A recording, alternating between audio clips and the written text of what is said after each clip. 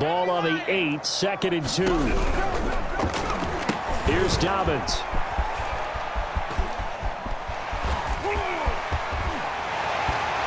And he's going to take it in for a Steeler touchdown. J.K. Dobbins, his 26th touchdown, drawing even with Marshall Faulk for the 4th most in a single season. And the fumble recovery leads to 6 points for the Steelers.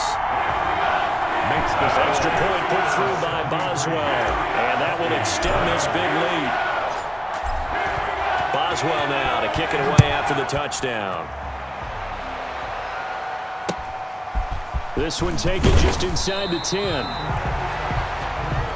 And makes it across the 20 as his guys will set up shop at the 23-yard line. Here comes the Atlanta offense now ready to take over here. We certainly had a sense coming in here that these guys were in for a tough one on the road. That has been how this ball game is. And the Steeler pressure too much here. He's going down. We've been around this league for a while, and many coaches never pull their starting quarterback, almost no matter the situation.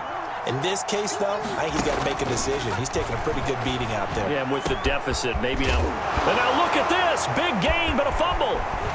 And it's picked up by the Steelers. And he's able to get it back to the 33-yard line. Roughing the passer defense. Maybe a frustration penalty there because he's picked them apart. They've tried their best to get to him and haven't done it successfully. A penalty as a result of that hit there. And now a throw on first down there, but it's incomplete. Hayden Hurst, former first-round pick, the intended target. But it'll be 2nd down.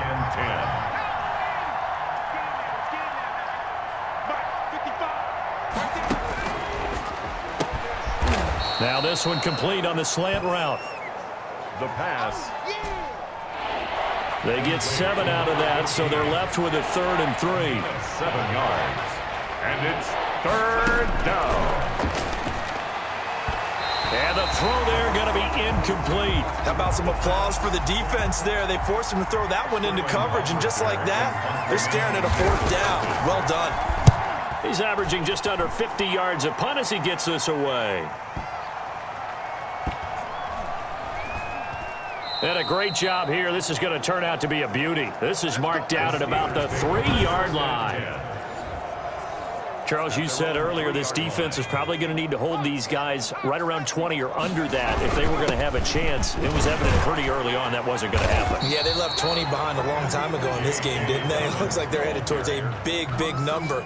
The 20 was the threshold because that kept them in the ball game and kept the pressure off of their own offense. Brings up 2nd and 5. And they'll bring him down right around the 13. J.K. Dobbins. 6 yards to pick up, and that's a 1st down.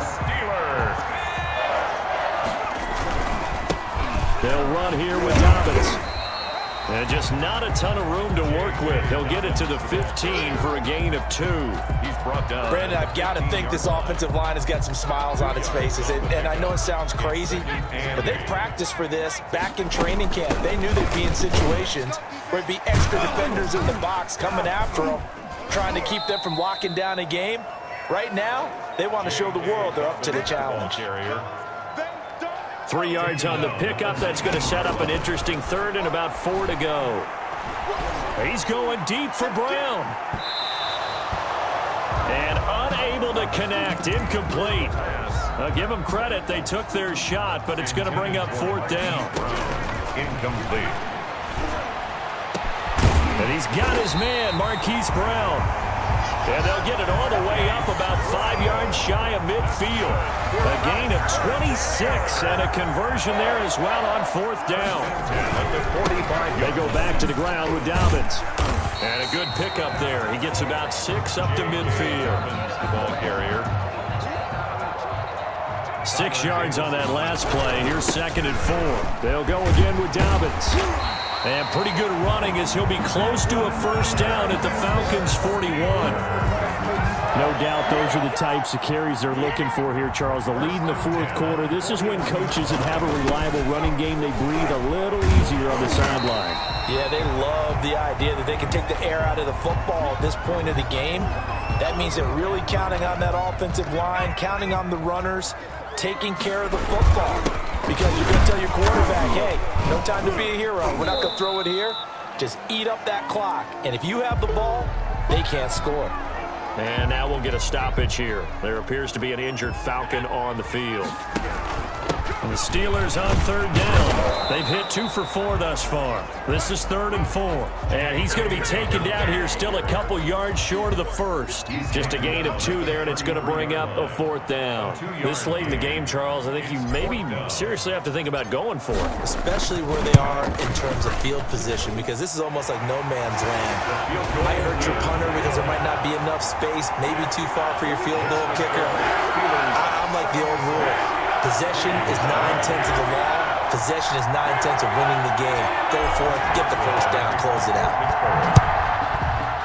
So it's 3 more points, and that widens this thing out even further here in the 4th. And you know in this league, you can never have enough points, but this widens it out, as you said, and now it's all about ball control, isn't it?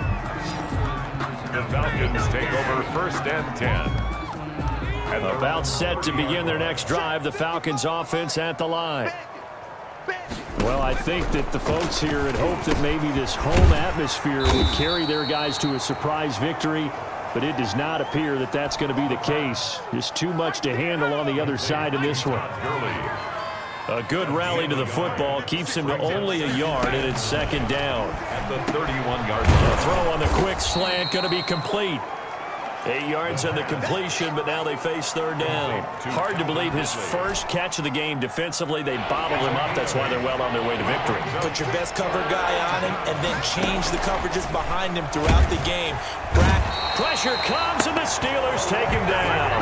Calais Campbell.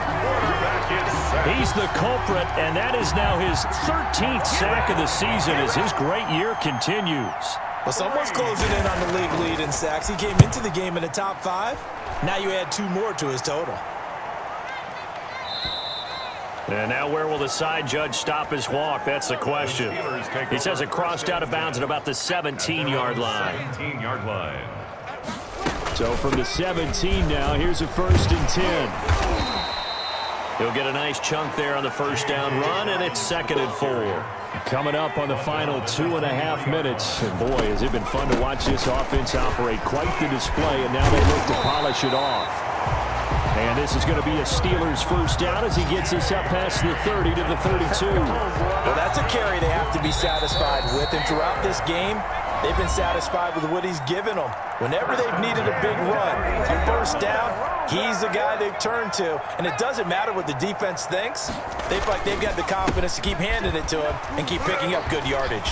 Oh, refusing to go down. And this is going to be a Steelers 1st down as the tackle made it about the 43-yard line. Pittsburgh Steelers. Steeler 1st down on the pickup of 11 yards. 1st and 10 at the 43-yard line. A shotgun snap and a give to Dobbins. And a good physical run that time. He's going to wind up gaining 5 on that one. Made at his 48-yard line. Another run here with Dobbins. And he's taken down at the 50 after a short gain of 2. He was taken down at the 50. Well done to sniff that out defensively. He had it diagnosed pretty quickly. I love that description because diagnosed is perfect on that one. Read his keys, made the play, and he couldn't even get going moving the football. 7-yard line. The Steelers send out their punter now, as he'll kick it away for the 2nd time. 4th down and less than a yard.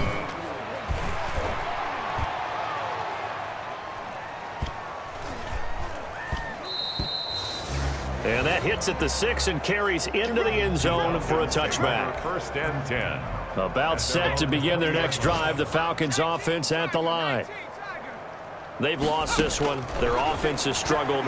Do they try to put together something here at the end just to take into next week? Yeah, sometimes teams want to do that and coaches want to. I remember one time I was on a team and we were losing late in the game like this, and you knew it was lost. It was over, right? And the coach called a running play and pretty much said to everyone,